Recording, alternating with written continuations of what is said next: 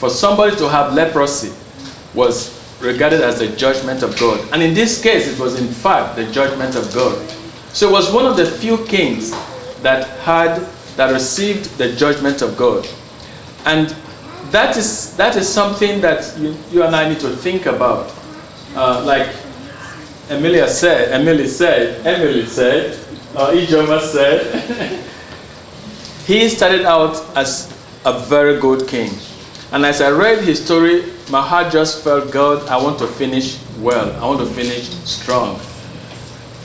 Because he was in contrast to his father.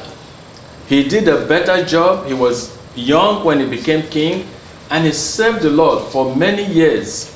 He served very well. And he was successful, very, very, very, very successful as a king. He built a military machinery for the country, for the nation, and the defenses of the nation were strong, and he was very successful. And as the success increased, he got proud, and he forgot. He blurred the lines. In Israel, God drew a line. You cannot be a king and a priest. In fact, there's only one person. There was only one king and a priest. And who is he? Jesus. He's the only one who was both king and a priest. So this was a king, and he went on to become a priest. And that was an abomination to God. And God struck him with leprosy. Never got a chance to repent and say, I'm sorry. That is the God we're serving. So as we're preparing to go on this mission trip, we need to guard our hearts. We need to prepare ourselves. We need to know that we're serving a holy God. We're not serving a trivial God. But going back, so all of this was playing out in a society at the time that Isaiah heard the call of God. And one thing that he said that made such a remarkable difference was that he said, he was referring to the king. In the year that King Uzziah died, I saw the Lord. And he saw the king. So there's the king, and then there is the king. He saw the Lord. And that's what I want to encourage us to press in. Because, yes, God has started stirring up our hearts. He has started doing something in us to prepare us for this trip. But we need to see him.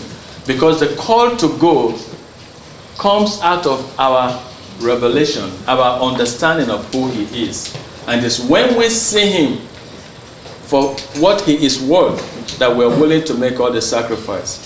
And we're not just going to go on this trip and then put a check mark on it and say, I've done that, I've been there. It's going to be a lifetime commitment to align our lives, our priorities with his purpose. And what did we see here was his purpose? To take the good news to the ends of the earth, to people who have not heard, people who don't have an opportunity to know what you and I know. Today you have a Bible, and even if you don't have the Bible, like this turn one out, you have a Bible on your iPhone or your BlackBerry. And we have Bibles everywhere.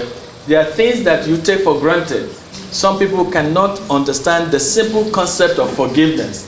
There's no way you can explain to them that their sins can be forgiven and they will understand. Because they never grew up with that understanding. And for kids who are raised up in Christian families, you have no idea how blessed you are. So today, I'd like for us to press in and ask the Lord, show me your glory. I know it's so interesting. If you read what it says there, it said, look at it carefully. I saw the Lord sitting on the throne, high and lifted up. Isaiah saw the Lord in that year that King Uzziah died, and he described all the other things that he saw.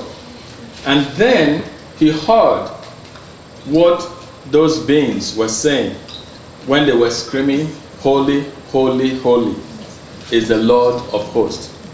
And what did they say next? The whole earth is full of his glory.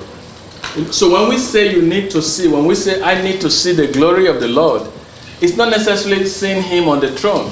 If you look around the earth that he has created, you will see the glory of the Lord.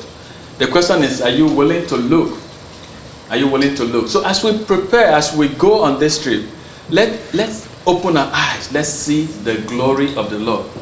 in Togo, in Uganda, in Sudan, you will see the glory of the Lord if you look well enough. So you don't have to wait on the revelation we're asking for. It doesn't have to come from a dream or from some vision that you're awake and you're seeing an old man with beards all the way down to the ground. I say that is God. No, it doesn't work that way.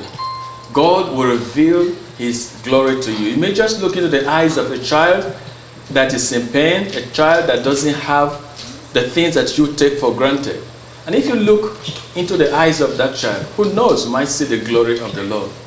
Or you may look into a woman that's been abandoned by her husband, she has nothing, she's just barely struggling. And we saw many of them. In fact, I saw this photo we have here. It's such a painful photo for me to see each time. You see how beautiful those girls are. Very, very beautiful girls. Their mother is trying to raise them